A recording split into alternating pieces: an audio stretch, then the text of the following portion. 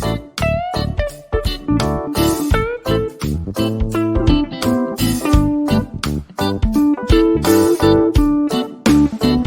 Everyone, management मंत्रा के इस video में आप देखेंगे वरियो फ्रेमवर्क या बोला जाए तो वरियो एनालिसिस।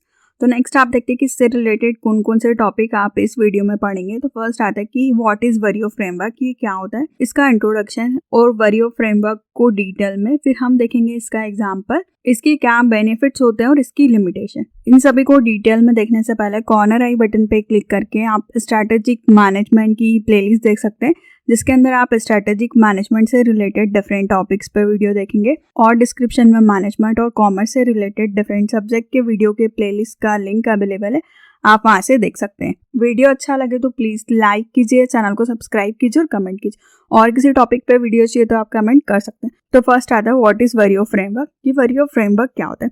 तो ये एक टूल है जिसको कि यूज़ किया जाता है कि हम किसी भी फर्म या किसी भी ऑर्गेनाइजेशन के इंटरनल सोर्सेस और उसकी कैपेसिटी को जान सकें, फाइंड आउट कर सकें कि क्या सोर्सेस है, क्या सस्टेन्ड कॉम्पिटिटिव एडवांटेज अवेलेबल है। तो वरियो फ्रेमवर्क एक इंटरनल एनालिसिस होता है जो कि हेल्प करता है बिजनेस को कि आइडेंटिफाई कर सकते हैं कि जो भी आपके पास रिसोर्सेस है आप उसका कैसे एडवांटेज ले सकते हैं और कंपटीशन में कैसे आगे बढ़ सकते हैं। नेक्स्ट आता है इसका इंट्रोडक्शन।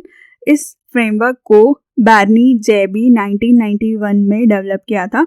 उन्होंने firm resource and sustain competitive advantage में इसको बताया था। उन्होंने बताया था कि जो भी फर्म के रिसोर्सेस है उसके 4 फीचर्स होते हैं। अगर हम उन सोर्सेस को देखें तो हम कंपटीशन में आगे निकल सकते हैं उन रिसोर्सेस का यूज करके। तो इसमें रिसोर्स होते हैं आपका वरियो का फुल फॉर्म। तो इन सोर्सेस के अकॉर्डिंग इसको बताया जाता है valuable, rare, imperfectly imitable and non sustainable. ये ओरिजिनली इसको वरीन बोला जाता था 1995 में, फिर लेटर इसको looking inside the competitive advantage में इसको इंट्रोड्यूस किया, जिसको वरियो फ्रेमवर्क से डेवलप किया गया और उस मॉडल को और इम्प्रूवमेंट किया गया। तो वरियो एनालिसिस 4 क्वेश्चंस को डेवलप करता है कि जो भी आपके पास रिसोर्सेस है वो कितने वैल्यूएबल है, मतलब उनकी क्या वैल्यू है। सेकंड बोलता है रेयर है, मतलब वो कितने कम है, कितनी आपकी यूनिकनेस को बताते हैं। नेक्स्ट आता है कॉस्टली टू इमिटेट, मतलब कॉपी करना महंगा होता है। और लास्ट आता है and is a firm organise to capture the value of the sources, मतलब उनकी क्या वैल्यू है। तो ये रिसोर्सेस या कैपेसिटी 4 रिक्वायरमेंट के बेसिस पे कोई भी कंपनी की चेक करते हैं कि वो कितना कॉम्पिटिटिव एडवांटेज ले सकती है। तो उसके लिए आप ये सोर्सेस और उसकी कैपेसिटी का डायग्राम देखते हैं। वैल्यूएबल, अगर कोई भी चीज़ आपके पास वैल्यूएबल है, मतलब आप कुछ ऐसा प्रोडक्ट बना रहे हैं जो कि लोगों के लिए वैल्यू को क्रिएट करता है, उनको वैल्यू प्रोवाइड करता है, तो आप कंपटीशन में आगे निकल सकते हैं। और नहीं तो कॉम्पिटिटिव आपके लिए डिसएडवांटेज है कि कॉम्पिटिटर के पास वो एडवांटेज है, वो आपसे ज़्यादा वैल्यू प्रोवाइड कर रहा है। नेक्स्ट आता है रेयर। रेयर बताता है कि जो भी चीज़ है आपके पास वो यूनिक है, मतलब जो भी आप रॉ मटेरियल दे रहे हैं या पर्टिकुलर फीचर्स दे रहे हैं तो वो रेयर है, वो किसी और के पास नहीं मिलेगा। फॉर एग्जांपल अगर हम बात करें एप्पल की, तो उसमें जो फीचर्स आपको मिलते हैं वो आपको एंड्रॉइड फोन्स में नहीं मिलते हैं। तो ये क्या बताता है उनकी रेयरनेस को। नेक्स्ट आता है कॉस्टली टू इमिटेट, मतलब उनको कॉपी करना, इमिटेट मतलब होता है नकल करना। तो अगर उनको कोई कॉपी करता है तो उनके लिए बहुत महंगा हो जाता है उस चीज को कॉपी करना। तो आपके पास ऐसी कोई सी चीज है जिसको लोग इजीली कॉपी नहीं कर सकते, तो ये आपके लिए और आपको बेनिफिट प्रोवाइड करता है कॉम्पिटिटिवनेस में। और लास्ट आता है ऑर्गेनाइज टू कैप्चर वैल्यू, कि आप कैसे वैल्यू को देख सकते हैं, उसको कैप्चर कर सकते हैं और फिर ये सब मिलके आपके लिए सस्टेन कॉम्पिटिटिव एडवांटेज को डेवलप करता है। तो हर सिचुएशन में अगर आपके पास यस और नो के अकॉर्डिंग आपके आंसर्स मिलते हैं और अगर आप यस में जाते हैं तो आप कॉम्पिटिटर से आगे हैं सारी चीज़ों में। तो इनको डिटेल में देखते हैं। फर्स्ट आता है वैल्यूएबल, जो भी रिसोर्सेस है या जो भी आपकी कैपेसिटी है वो कितनी वैल्यूएबल है, मतलब आपके पास ऐसे कौन से रिसोर्सेस या क्या कैपेसिटीज़ है जो कि वैल्यू प्रोवाइड करती है। आप कैसे अपॉर्चुनिटीज़ को देख सकते हैं, जो भी इन्वायरमेंट में थ्रेट्स है उसको नेग्लेक्ट कर सकते हैं और जो भी रिसोर्सेस आपको अलाउड नहीं कर सकते हैं कि मिनिमम थ्रेट्स को, आप उनको हटा सकते हैं। तो वैल्यूएबल के अंदर आपके पास ऐसे रिसोर्सेस होना चाहिए जिसमें कि आप अपॉर्चुनिटी का एडवांटेज ले सकते हैं, थ्रेट्स को आप इजीली हटा सकते हैं, मतलब आपकी रिस्क को आप उससे कम कर सकते हैं और कंपटीशन में आगे निकल सकते हैं। अगर आपके पास ऐसे रिसोर्सेस नहीं है तो आप कॉम्पिटिटिवनेस की पोजीशन में आगे निकलना थोड़ा आपके लिए मुश्किल हो जाएगा। नेक्स्ट आता है रेयर। रेयर बताता है कि जो भी चीजें बहुत कम हैं कॉम्पिटिटर के पास नहीं है। वरियो क्रिटिकली जज करते हैं इसको। फॉर एग्जांपल कोको कोला, तो कोक का जो टेस्ट है वो किसी और के पास नहीं है। उनके कॉम्पिटिटर पेप्सी, 7up, RC, पर उन्होंने अपने खुद के ब्रांड नेम को बहुत अच्छा रिकॉग्नाइज कर रखा है।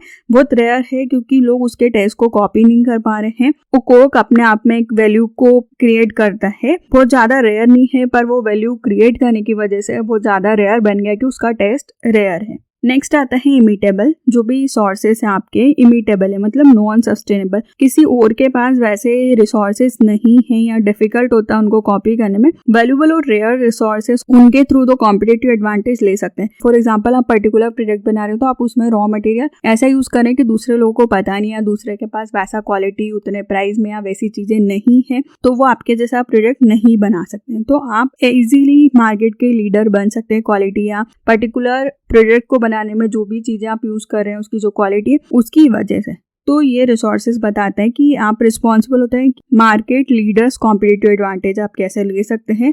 क्या रिसोर्सेज कम हैं, क्या कैपेबिलिटीज कम है, आप कैपेबिलिटी के अकॉर्डिंग रिसोर्सेज का यूज कर सकते हैं। तो जो भी आप चीजें यूज करें वो यूनिक या फिर लोग उसको इजीली कॉपी ना कर सके, ऐसी चीजें हो। नेक्स्ट आता है ऑर्गेनाइज। ये फोर्थ और फाइनल वैल्यू क्राइटेरिया होता है जो कि आपके रिसोर्सेस और कैपेसिटीज को बताता है कि आप कैसे कॉम्पिटिटिव एडवांटेज ले रहे हैं, आपके कितने कंट्रोल में हैं, आप क्या क्या एडवांटेज ले सकते हैं, आपकी क्या कैपेसिटी है। मतलब ऑर्गेनाइज दी वैल्यू को बताता है ये कि आप इन सब का यूज करके आपकी वैल्यू को क्रिएट करते हैं, आपकी कैपेसिटी को इंक्रीज करते हैं रिसोर्सेज की। तो ये था वैल्यू एनालिसिस। नेक्स्ट आप इसका एग्जांपल देखते हैं गूगल एक पावरफुल कंपनी है पूरे वर्ल्ड में जो कि बहुत सक्सेसफुल है। तो इसका एडवांटेज है कि ये ह्यूमन कैपिटल मैनेजमेंट कैसे करेगी। तो इसमें हम एग्जांपल के लिए गूगल का वैल्यू फ्रेमवर्क देखते हैं HR पर्सपेक्टिव से। फर्स्ट आता है वैल्यू, जो भी उनकी ह्यूमन कैपिटल मैनेजमेंट है, कैसे वो हायर करते हैं, कैसे वो जो लोग इनोवेटिव उनको रिटेन करके रखते हैं, प्रोडक्टिव एम्प्लॉयज को बनाते हैं